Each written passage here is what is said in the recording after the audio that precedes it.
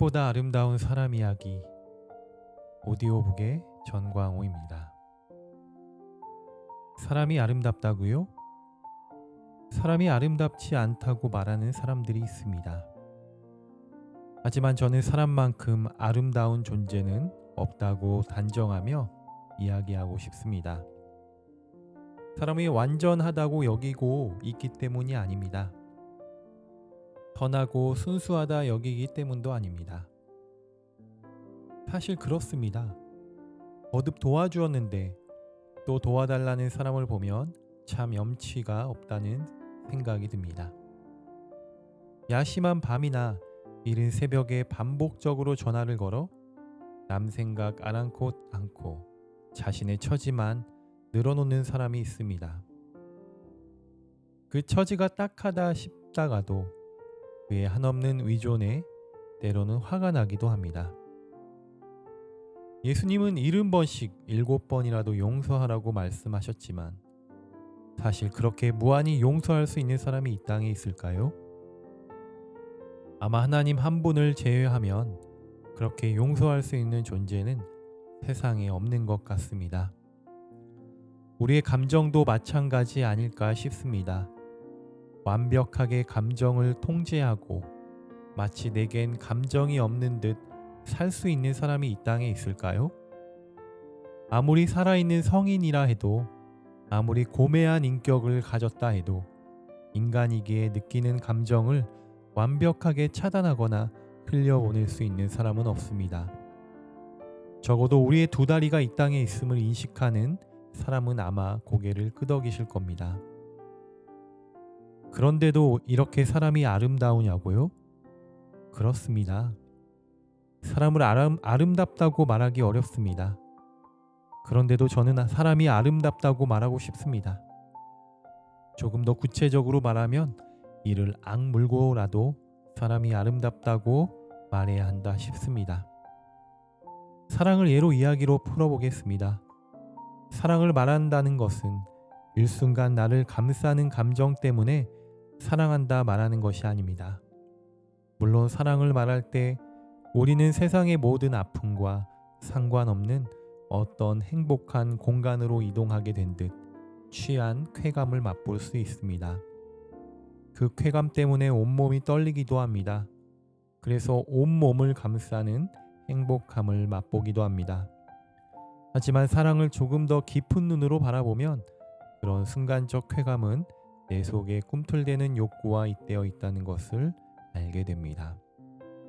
내 멋대로 사랑하는 내 방식의 사랑에 스스로 노출되어 있다는 것입니다. 오히려 사랑한다는 고백은 결심과 결단의 표현이 아닐까 싶습니다. 그래서 사랑도 이 악물고 해야 하는 것 같습니다. 이 악물고 사랑해야 한다는 것은 사랑이 그만큼 힘들다는 것을 말합니다. 한두 번은 그에 대해 긍정적으로 말하거나 생각할 수 있습니다.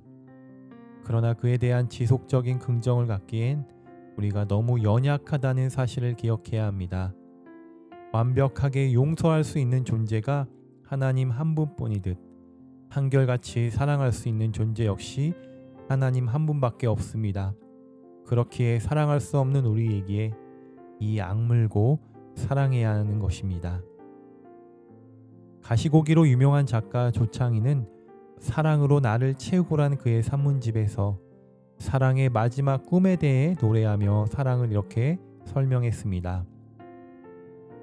사랑은 한순간의 폭우가 아닙니다.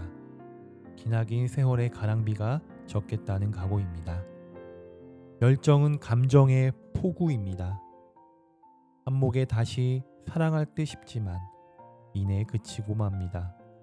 그러나 사랑은 열정이 사라진 뒤 오랜 세월 속에서 천천히 젖는 가랑비입니다. 작가 조창인에 의하면 사랑은 오랜 세월을 견디며 만들어가는 일종의 각오입니다. 이 시를 통해 그는 사랑이 순간적이지 않음을 말하고 있습니다. 더 나아가 사랑의 현실을 말해줍니다.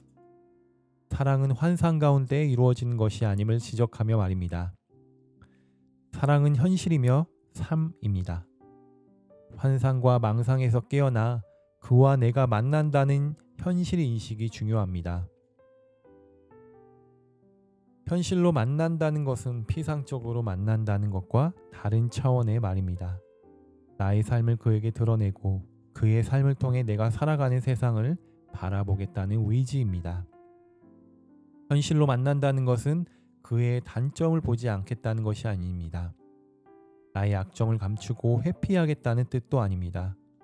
나의 단점과 그의 약점 속에서 우리의 한계로 만나겠다는 의지입니다. 그래서 사랑은 비록 우리가 모두 단점 투성이지만 사랑하겠다는 현실적 결단입니다.